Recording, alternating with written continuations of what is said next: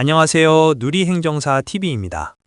오늘은 공무원의 청렴 의무와 관련된 가장 중요한 제도 중 하나인 징계부과금 부과 의결에 대해 심도 있게 알아보는 시간을 갖겠습니다. 이 규정은 공무원이라면 반드시 숙지해야 할 내용입니다. 징계부과금이라고 하면 일반적인 징계와는 조금 다른 금전적 처벌을 의미하는 것 같은데요. 구체적으로 어떤 경우에 부과되는 것인가요? 네, 맞습니다. 징계부과금은 법 제78조의 2 제1항에 따라 공무원이 금품 및 향응을 수수하거나 공금을 횡령 또는 유용하여 재산상 이득을 취했을 때 부과되는 벌칙입니다. 비위 행위에 대한 징계와 별도로 부과되는 금전적 제재이지요.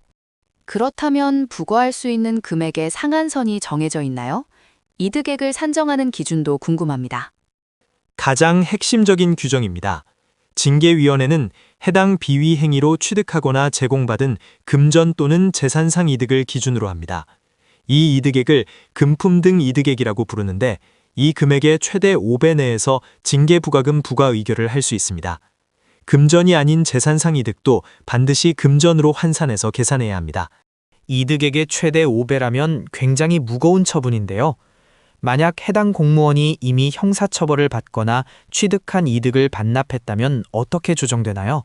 이중처벌의 위험은 없나요? 매우 중요한 질문입니다. 법은 이중처벌의 우려를 줄이기 위해 조정 규정을 두고 있습니다. 징계부과금 부과 의결을 하기 전에 이미 다른 법률에 따라 벌금, 변상금, 몰수, 추징금, 환수금 또는 가산징수금 등을 납부한 경우를 고려합니다. 이때 징계부과금을 조정하여 의결하는데요. 벌금 등의 금액과 징계부과금의 합계액이 최초 금품 등 이득액의 5배를 초과하지 않도록 부과 의결해야 합니다. 예를 들어 이득액이 1,000만 원이고 이미 형사재판에서 벌금 2천만 원을 냈다면 징계부과금은 최대 얼마까지 부과될 수 있나요? 좋은 사례입니다.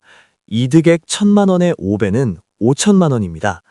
이미 2천만 원의 벌금을 납부했으므로 징계위원회는 남은 3천만 원 내에서 징계부과금을 부과할 수 있습니다. 이미 납부한 금액을 공제하고 남은 한도 내에서 부과하는 개념입니다. 그렇군요. 그런데 벌금이 아닌 징역이나 집행유예 같은 형을 선고받은 경우에는 징계부과금 조정이 어떻게 이루어지나요? 이 경우는 금전으로 환산하기 어렵지 않습니까? 맞습니다. 벌금 외의 형을 선고받은 경우, 즉 징역형이나 금고형 같은 경우라면 형의 종류, 형량, 그리고 실형, 집행유예 또는 선고유예 여부 등을 종합적으로 고려하여 징계부과금을 조정 의결하도록 규정되어 있습니다. 이는 징계위원회의 전문적인 판단 영역에 해당합니다. 조정 기준이 매우 복잡하고 세밀하게 규정되어 있네요. 징계부과금 제도가 적용되는 시점도 정해져 있나요? 네, 그렇습니다. 징계부과금 부과가 가능한 비위 행위는 2010년 3월 22일 이후에 발생한 금품 및 향응 수수, 공금 횡령 또는 유용의 경우에만 해당됩니다. 그 이전에 발생한 사건에는 적용되지 않습니다. 만약 징계부과금이 부과되었는데 공무원이 이를 납부하지 못하고 체납하게 되는 상황도 발생할 수 있겠네요. 그럴 수 있습니다. 부과된 징계부과금은 관할 세무서장에게 징수를 의뢰하는데요.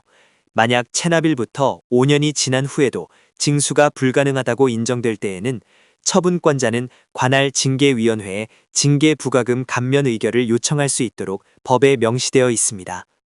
징계부과금은 공직사회의 청렴성을 유지하기 위한 강력한 제도적 장치입니다. 공무원이나 관련자분들은 이 제도의 기준과 조정 규정을 명확히 알고 대비해야 할 것입니다.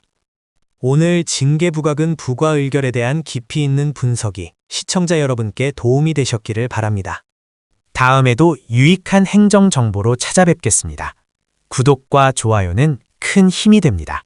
시청해 주셔서 감사합니다.